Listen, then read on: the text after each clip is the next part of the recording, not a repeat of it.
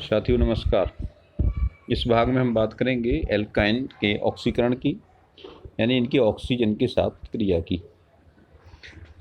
मुख्य रूप से हम बात करते हैं एसिटिलीन की, जो कि ऑक्सीजन के साथ धुएंदार ज्वाला के साथ जलती है।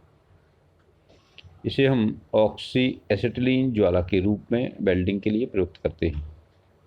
आपने देखा होगा जब हम गैस वेल्डिंग के नाम से इसको जानते हैं,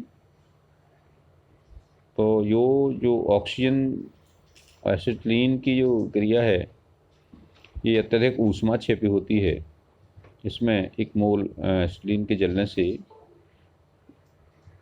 लगभग 1300 किलोजूल ऊष्मा मुक्त होती है। एक मोल नहीं, 2 मोल एसिटिलीन के जलने से 1300 किलोजूल ऊष्मा मुक्त होती है। इसमें कार्बन डाइऑक्साइड और जल बनता है। अब हम बात करें, ये तो सामान्य पर्याप्त ऑक्सीजन की मात्रा में उपस्थिति में ये जलती है। यदि हम यही क्रिया किसी अन्य एल्कीन पे क्रिया कराएं और इसमें हम क्षारीय के मनोफोर, जिसको हम बेयर अभिकर्मक कहते हैं, इसकी उपस्थिति में हम ऑक्सीकरण कराएं तो इसमें 2 उत्पाद बनते हैं। यदि आपका जो टर्मिनल ट्रिपल बॉन्ड है, यानी ट्रिपल बॉन्ड आपके लास्ट कार्बन पे है, माने छोड़ वाले कार्बन पे ट्रिपल बॉन्ड है, तो उसमें CH होगा। ट्रिपल बॉन्ड C के बाद H लगा होगा उसमें, तो ये तो कार्बन डाइऑक्साइड में बदल जाता है। ये कार्बन आपका कार्बन डाइऑक्साइड में बदलता है और हाइड्रोजन जल में बदलता है। और दूसरा उत्पाद बनता है ट्रिपल बॉन्ड CR, यानी इससे इस ट्रिपल बॉन्ड वाले कार्बन से यदि अन्य कोई एल्किल समूह जुड़ा है, यानी और R जुड़ा माने कार्बन जुड़ा हुआ है, तो ये आपका एसिड के रूप में चेंज हो जाता है, यानी ये कार्बोक्सिलिक अम्ल बनाता है। उदाहरण के लिए हम यहाँ पे देखें RC ट्रिपल बॉन्ड CH की, तो यहाँ पर जो बॉन्ड का ब्रेक हुआ, आपका जो ट्रिपल बॉन्ड पूरी तरह से ब्रेक हो जाता है और आपका ये जो ट्रिपल बॉन्ड के बाद वाला जो कार्बन है वो कार्बन डाइऑक्साइड में चेंज हो जाता है। और इसकी जो पहले वाला है ये R जो कहते हैं रहता है, C जो कहते हैं रहता है, और इसमें ये क्या बन जाता है, डबल बॉन्ड OOH, यानी ये कार्बोक्सिलिक अम्ल समूह बन जाता है। आपको पता है कार्बोक्सिलिक अम्ल समूह की संरचना क्या होती है, RC डबल बॉन्ड OOH।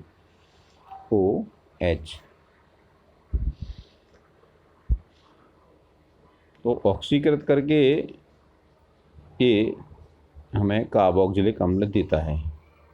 ये उनकी बात हो गई जिनमें टर्मिनल ट्रिपल बॉन्ड होता है, यानी इनका जो ट्रिपल बॉन्ड होता है वो पहले नंबर की कार्बन पे होता है, यानी ये बिल्कुल लास्ट किनारे वाली कार्बन पे ट्रिपल बॉन्ड होता है। तो एक कार्बन डाइऑक्साइड बनती है और बाकी शेष एक कार्बोक्सिलिक अम्ल प्राप्त होता है। अब यदि हम ये देखें कि 2 एल्किल समूह जुड़े हुए हैं, यानी ये जो कार्बन ट्रिपल बॉन्ड है वो टर्मिनल पोजीशन पे ना होकर के बीच में कहीं पे है, यानी जो ट्रिपल बॉन्ड है इससे जुड़े हुए दोनों और कार्बन जुड़े हुए हैं और दोनों ओर एक एक एल्किल समूह जुड़ा है। यहाँ मान लिया हमने कि 2 एल्किल समूह जुड़े हैं, R और R'। यहाँ पर जो बॉन्ड ब्रेक होगा, ट्रिपल बॉन्ड ब्रेक होगा, 2 पार्ट बनेगा, तो यहाँ पे 2 आपके कार्बोक्सिलिक अम्ल बनेंगे। एक तो R' COOH और दूसरा बनेगा इस RC से, तो ये बनेगा RCOH। तो यहाँ पे हम यदि कार्बोक्सिलिक अम्लों की कार्बन की संख्या ज्ञात कर लें तो हमें इस एल्काइन में हमें ये पता लग जाएगा कि ये त्रिबंध किस नंबर की कार्बन पे जुड़ा है। जैसे यहाँ पे यदि मान लीजिए ये जो R' मान लीजिए C2H5OH C2H5COOH है, यानी ये आपका प्रोपेनोइक अम्ल बना, एक बना प्रोपेनोइक अम्ल और दूसरा मान लीजिए आपका बना एथेनोइक अम्ल। तो इससे हम ये निष्कर्ष निकाल सकते हैं कि ये जो ट्रिपल बॉन्ड है वो कहाँ होना चाहिए, C2H5C ट्रिपल बॉन्ड CCH3, क्योंकि यहाँ पे 3 कार्बन पे ही है इधर और 2 कार्बन इधर हैं, तो इसमें यही है, एक तरफ 3 कार्बन है और दूसरी तरफ 2 कार्बन है, उनके बीच में ट्रिपल बॉन्ड है। इस तरह से हम बने हुए कार्बोक्सिलिक अम्ल को पहचान करके ट्रिपल बॉन्ड की पोजीशन बता सकते हैं कि ये जो एल्काइन है वो कितने कार्बन युक्त है और इसमें ट्रिपल बॉन्ड किस पोजीशन पे है।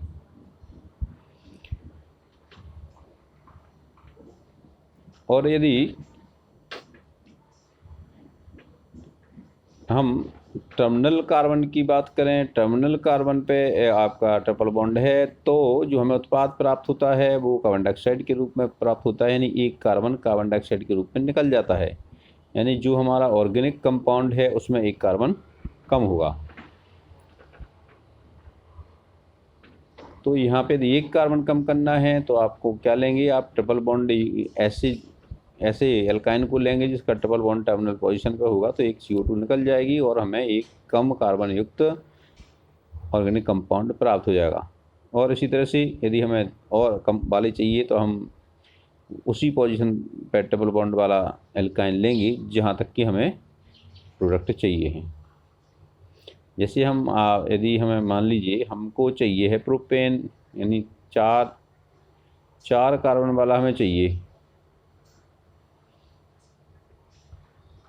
तो हम क्या करेंगे, हम ऐसा या तो हम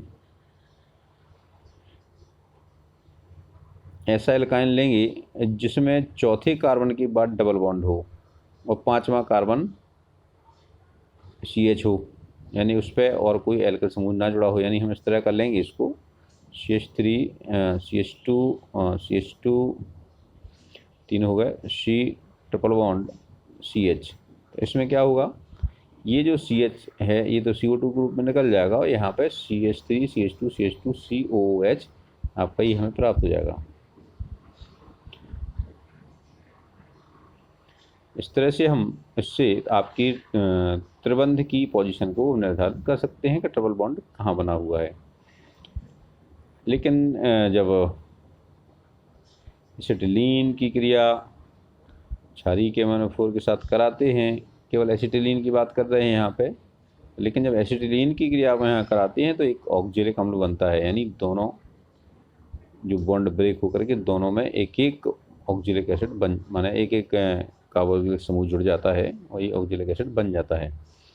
और ऐसे में आपका MnO4 का गुलाबी रंग स्वतः समाप्त हो जाता है। इस तरह से इसको भी हम असंतृप्तता परीक्षण के रूप में मान्य करते हैं।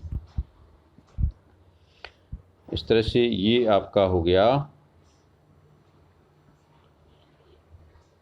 एल्काइन का ऑक्सीकरण।